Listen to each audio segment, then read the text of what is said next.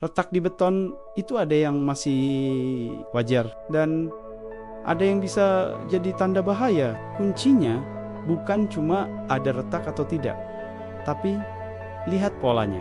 Hari ini kita bedakan dua yang paling penting, retak lentur dan retak geser. Kemarin kita bahas kenapa beton retak, beton kuat, tekan tapi lemah tarik, dan retak cenderung muncul di zona tarik. Nah, hari ini kita lanjut dari pola retak, kita bisa menebak gaya apa yang dominan bekerja. Halo, saya Arif Nugraha. Selamat datang di Civilbot. Sipil.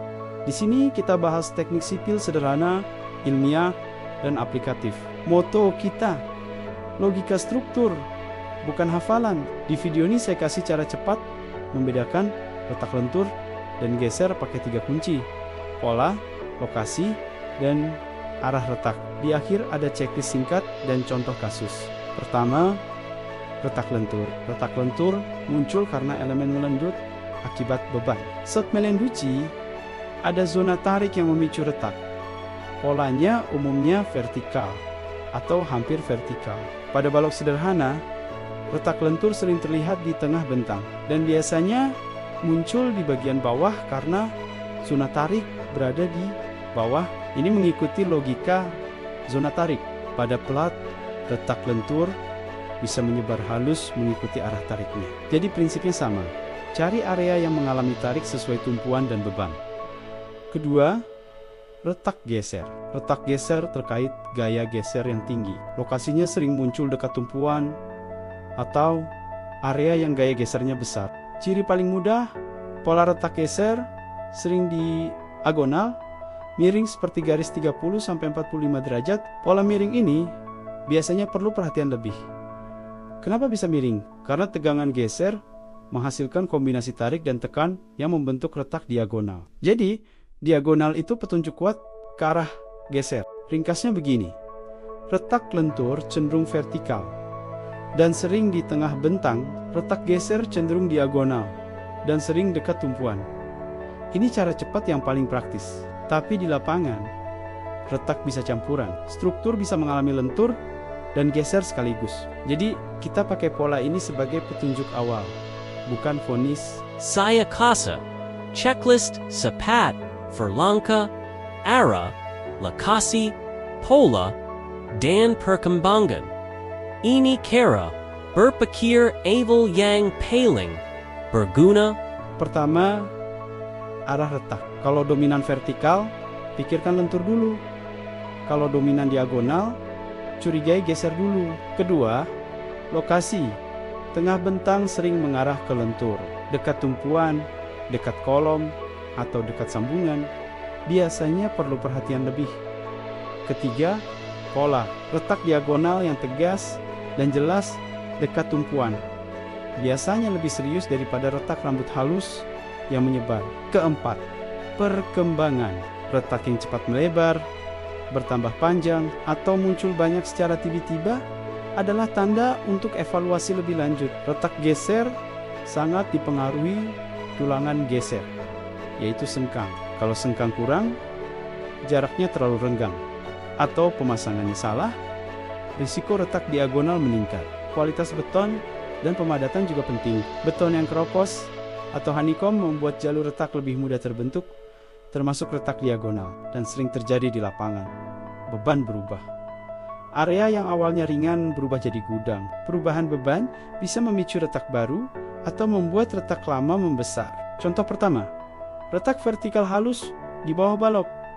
Dekat tengah bentang, retaknya halus dan relatif stabil. Ini sering mengarah ke retak lentur. Layanan biasanya dipantau, dicatat, dan dicek apakah berkembang. Contoh kedua, retak diagonal dekat tumpuan. Retaknya tegas dan terlihat jelas. Kalau retak ini cepat melebar atau bertambah, ini perlu pemeriksaan serius karena bisa terkait geser dan detailing. Kesalahan umum adalah menilai retak hanya dari ada atau tidak. Padahal yang lebih penting adalah arah, lokasi, pola, dan perkembangan. Itu yang menentukan langkah Anda. Kenapa lokasi retak bisa berbeda? Karena distribusi gaya. Pada balok sederhana, momen lentur biasanya paling besar di tengah bentang. Sedangkan gaya geser biasanya paling besar dekat tumpuan. Itu sebabnya letak lentur sering di tengah, letak geser sering dekat tumpuan. Rule of thumb-nya begini. Vertikal di tengah, pikirkan lentur dulu. Diagonal dekat tumpuan, pikirkan geser dulu. Ini cara cepat yang sering akurat untuk screening awal. Di lapangan, retak juga bisa campuran. Kadang retak bermula vertikal karena lentur, lalu saat mendekati tumpuan, retaknya berubah jadi miring. Ini sering disebut retak lentur geser. Kenapa bisa berubah? Karena mendekati tumpuan, kontribusi gaya geser makin besar. Jadi arah retak tertarik membentuk diagonal.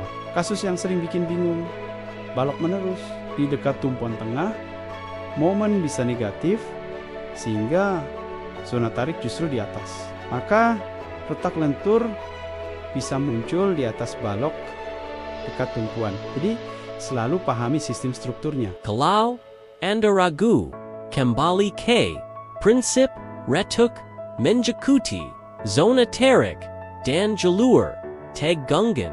Lokasi zona tarik bisa berubah tergantung tumpuan dan beban. Untuk plat, retak lentur biasanya halus dan menyebar. Tapi ada kasus lain yang perlu diingat.